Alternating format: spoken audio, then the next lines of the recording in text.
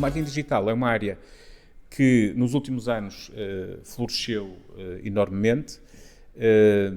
Começou a ser, eu diria, quase que obrigatório as organizações desenvolverem estratégias que equacionassem não só o marketing digital, mas também a gestão de redes sociais. Aliás, o título da nossa sessão de hoje está mais focado até na gestão de redes sociais do que propriamente no marketing digital. E ainda que estes dois elementos se movimentem desculpem a redundância, neste ecossistema digital, imaginem que o marketing digital é algo muito mais abrangente. Como é que eu posso enunciar isto? O marketing digital é estratégico. A gestão de redes sociais ou o social media é mais tático ou operacional. E apesar de haver este construto de que todas as organizações têm que dar uma perninha aqui ou acolá, a verdade é que quando nós olhamos para o desempenho de algumas empresas, aquilo que nos apercebemos é que o impacto financeiro que, por exemplo, a presença digital tem no volume de negócios não é muito significativa. Não será em todas as organizações, é certo que sim, mas eu posso-vos dar um exemplo muito prático. Toda a gente conhece aqui o Casal Garcia. A Quinta da Aveleda, a principal marca da Quinta da Aveleda é o Casal Garcia. Acho que são 70% da faturação. Sabem qual é que é? Se vocês forem à internet, vocês veem páginas muito bem estruturadas, têm um site muito apetecível, muito agradável, a comunicar a mensagem certa para o público certo, utilizando o canal adequado. Qual é o peso de faturação do canal digital no Casal Garcia? São 2% o peso na faturação. E quem analisar a mancha digital que a marca tem, é uma mancha que poderíamos concluir que vai muito além dos 2%, mas não. A pergunta que eu lhe faço é o que é que o Luís acha relativamente às tendências virais? Como é que acha que as marcas se devem posicionar? Irem atrás das tendências para terem a tal visibilidade ou apostarem um bocadinho mais na autenticidade e tentarem então arranjar o tal de equilíbrio que falamos aqui no início da sessão? Ok. A visibilidade é muito importante para as organizações. Não é? Eu não posso ter a expectativa de que consigo desenvolver um relacionamento porque produzo conteúdo autêntico se não tiver esta componente de exposição ao mercado. Também acho que as duas coisas não são necessariamente, não são mutuamente exclusivas.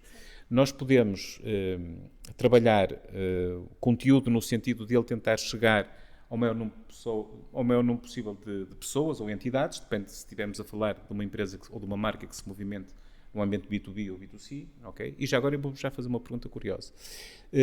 E por outro lado, apesar de eu me direcionar a um mercado de maior ou menor dimensão, eu tenho sempre aquela lógica de que aquilo que eu vou criar para esse mercado, aquilo que eu vou criar para esse público-alvo, tem que acrescentar de alguma forma valor. E o valor é diferente para cada uma das pessoas. Não é? Como é que nós uniformizamos uma mensagem quando temos, por exemplo, muitos públicos diferentes? O digital tem esta vantagem de termos a capacidade de customizar uma mensagem. Desculpem a redundância. Imaginem o seguinte, nas primeiras eleições do Donald Trump nos Estados Unidos, o Barack Obama ele foi talvez o primeiro presidente americano a utilizar o marketing digital como forma de chegar aos corações dos eleitores. Mas o Donald Trump levou isto para um outro patamar. Quem conhece o percurso dele e as intervenções que ele tem pode ficar com a sensação de que ele tem alguma aversão aos negros, tem alguma aversão aos latinos, tem alguma aversão, ou pelo menos não gosta de assumir uma posição oficial relativamente aos supremacistas brancos. Parece que ele nunca gosta de ninguém. Mas na altura houve uma empresa chamada Cambridge Analytica que, através da recolha de dados precisamente do Facebook, conseguiu desenvolver uma estratégia em que comunicava à comunidade negra que a solução para os seus problemas era elegerem o Donald Trump. Comunicavam à comunidade latina que a solução para os seus problemas era elegerem o Donald Trump. E por aí sucessivamente. Esta empresa foi tão efetiva que também foi uma das empresas que esteve por trás da campanha do Brexit cá na Europa, nomeadamente no Reino Unido, que, como vocês sabem, culminou com um resultado favorável a quem apostou no Brexit. Precisamente por isto, por conseguirem customizar e comunicar de forma individual com cada um dos seus targets. Eu aconselho-vos a verem, se tiverem a oportunidade, um documentário na Netflix que se chama The Great Hack, que fala precisamente de todo este percurso. Hoje em dia existe uma assimetria em termos de informação brutal. As empresas sabem muito mais a nosso respeito do que nós a respeito das organizações. As empresas conseguem, através da análise de um conjunto de data points que conseguem recolher a nosso respeito, pela forma como nós navegamos dentro dos websites, pela forma como nós navegamos nas redes sociais, pelos likes que fazemos, pelos comentários, pelos conteúdos que nós salvamos, eles criam um perfil muito, muito rigoroso. Só para vocês terem uma ideia, há muitos anos atrás, o Facebook já tinha um projeto interno que, com a análise de 10 cliques, conseguia prever o nosso comportamento ao nível da nossa de um colega de trabalho. Agora, no outro extremo, com a análise de 300 cliques, conseguia prever o nosso comportamento ao nível do nosso cônjuge, o que é uma coisa verdadeiramente assustadora. Hoje em dia, empresas, como é o caso do TikTok, conseguem oferecer, e este é um dos segredos e uma das grandes vantagens que o TikTok tem relativamente a outras marcas, é que o TikTok está a preparar o futuro digital. E outras marcas, quando falo em marcas, estou a falar marcas do ecossistema do social media, estão mais centradas em manterem-se relevantes. O TikTok, neste momento, em Portugal, já tem cerca de 4,2 milhões de utilizadores e vai crescer muito mais. Eles têm uma secção que se chama For You Page, acho eu, que é mais ou menos isto, em que aquilo é absolutamente impressionante, a qualidade e o grau de previsibilidade que eles têm em termos de nos direcionar o conteúdo que eu efetivamente quero consumir. Há um documentário na Netflix, é um documentário já bastante antigo e que eu vos aconselho sinceramente a ver, e para quem lida com os mais jovens, eu diria que é quase obrigatório, chama-se The Social Dilemma, o dilema das redes sociais. Ele é muito antigo, e há lá alguém que trabalhou no Facebook que o jornalista lhe pergunta: mas é verdade que o telefone ouve as nossas conversas? E a resposta dele é esta: oficialmente não. Mas pensem no seguinte, aliás, há alguns vídeos, alguns canais no YouTube, um tipo fez uma coisa muito interessante, que foi, a respeito desta coisa meia paranoica, será que os microfones nos estão a ouvir ou não? E ele virou-se para a câmara e disse, eu vou colocar aqui uma coisa e depois quero ver a consequência. Amanhã falamos. E apontou para a câmara um papel que tinha comida de cão. Okay? Pet food ou dog food ou coisa parecida. No dia a seguir, ele relatou e mostrou com print screens que começou-lhe a surgir no seu smartphone publicidade a comida para cão. E, portanto, os algoritmos eles estão cada vez mais sofisticados. E isto leva-nos a pensar, não é? Porque, reparem, nós vivemos num mundo onde nós estamos cada vez mais vigiados. Reparem, se nós formos na rua e formos interpelados por alguém que nos diga, olha, como é que se chama? Já agora, tem telefone? E nós dizemos, eu sou o António, tenho telefone, posso ver as suas fotografias? E nós achamos aquilo uma coisa absolutamente abusiva, não é? Posso ver as suas SMS? Nós no mínimo, afastamos-nos dessa pessoa. Nós, de forma tácita, e para podermos utilizar algumas das aplicações que fazem parte do nosso dia-a-dia, por exemplo, o TikTok, nós damos... A maior mentira de marketing do mundo digital é dizer que concordamos com os termos e condições. Ninguém lê os termos e condições de absolutamente nada. Porque se lêssemos, ninguém usava redes sociais. No TikTok diz especificamente que eles reservam-se o direito de consultar mensagens e os elementos de mídia nos nossos equipamentos, nomeadamente vídeos, fotografias, SMS e por aí fora. Voluntariamente vocês fariam isso? Não. Mas nós fazemos isto. O marketing digital, de facto, é muito importante para as organizações. As organizações têm que marcar presença quase de forma obrigatória nestes canais, porque o mercado assim o exige. 1,8 bilhões em Portugal é online e offline. A Temu, mais de 2 bilhões só no digital. É um campeonato absolutamente diferente. Nós cá em Portugal temos algumas condições interessantes para que isto continue a crescer, nomeadamente a taxa de penetração da internet, que é superior a 90%, e, portanto, estamos, pelo menos neste ponto, quando nos comparamos com a Europa, estamos bem lançados. Nós temos, destes 90%, aliás, de 9, tal milhões de pessoas, 7,4 talvez, usam redes sociais. As redes sociais disputam a nossa atenção, porque quanto mais tempo eu estiver preso naquela rede social, maior é a probabilidade que essa mesma rede social tem de vender publicidade aos anunciantes que se querem fazer lá anunciar. Faz sentido isto? Unboxing. Tem presente o que é o unboxing? Basicamente é nós assistirmos a pessoas a desembrulharem encomendas. Meus caros, horas e horas e horas e horas de pessoal ali preso a verem isso. É influência, tal influência, e, portanto, quanto mais credível for a pessoa que está a fazer aquilo, maior é o valor agregado no conteúdo que essa pessoa vai produzir e no qual eu me vou rever.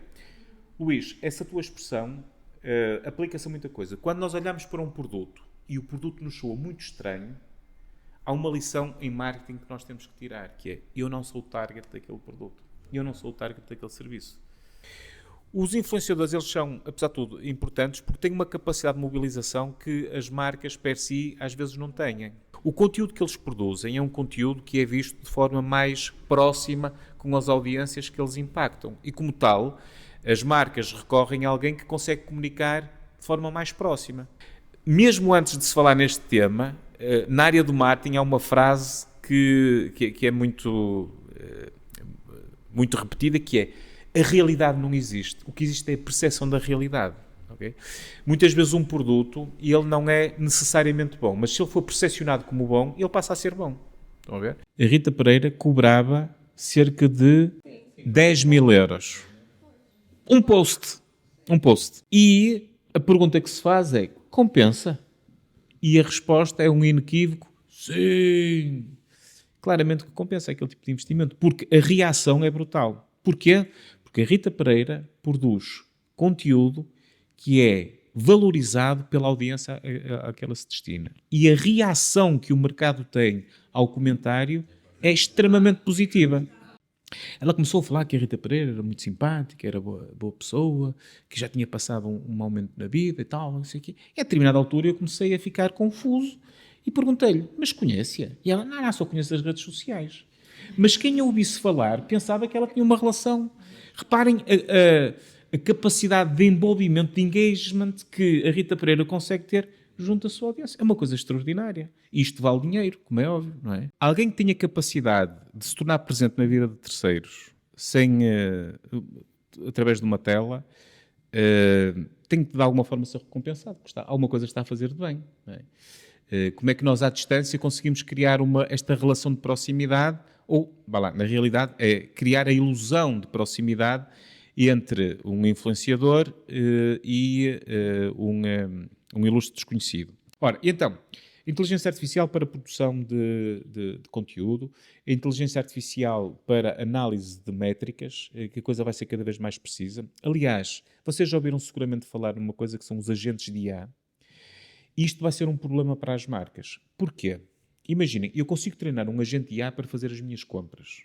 Para fazer a compra do meu calçado, do meu vestuário, dos meus acessórios de moda. E, em função daquilo que também dizíamos há pouco, nós somos consumidores de narrativas. Portanto, eu se vir uma história que me encanta, eu se vir uma comunicação muito emotiva, que é já agora uma comunicação muito típica deste final de ano, do Natal, eu vou-me deixar arrastar pela emoção. Agora imaginem que eu tenho um agente de inteligência artificial responsável por fazer as minhas compras, que o comportamento dele é absolutamente racional e lógico. Aparece uma criança com uma lágrima no canto do olho, isso para mim não interessa nada. Não é? Eu quero é preço, eu quero é qualidade, eu quero é isto, eu quero é comprar um produto que tenha um conjunto de reviews em média acima de X e Y. Como é que as marcas irão comunicar? É uma coisa que está aqui a ser pensado.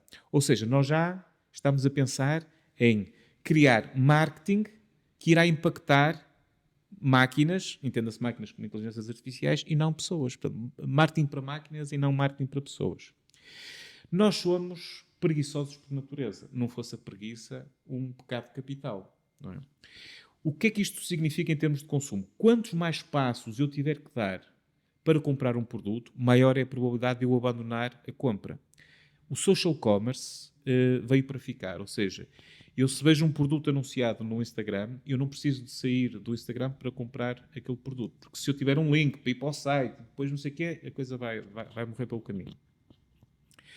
O live shopping também é uma tendência muito interessante na área do comércio, que é eu estou a ver alguém a fazer um live, a fazer o anúncio dos seus produtos, pode ser um influencer, pode ser uma marca, pode ser outra pessoa qualquer, e eu compro no momento.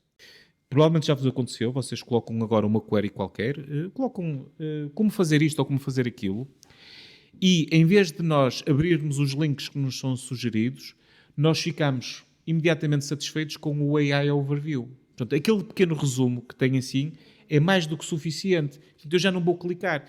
Só que os links que me aparecem são de empresas cujo modelo de negócio muitas vezes está sustentado em publicidade. Se eu deixo de fazer cliques, aquele negócio tem que se reestruturar. E foi muito estranho, mesmo para terminar, Bia, é que na mesma semana saíram 2 artigos numa publicação que é Marketeer, que é uma publicação na área do marketing.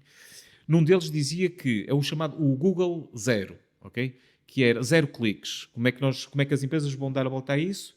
E o Google dizia que para já ainda não havia sinais de grande preocupação.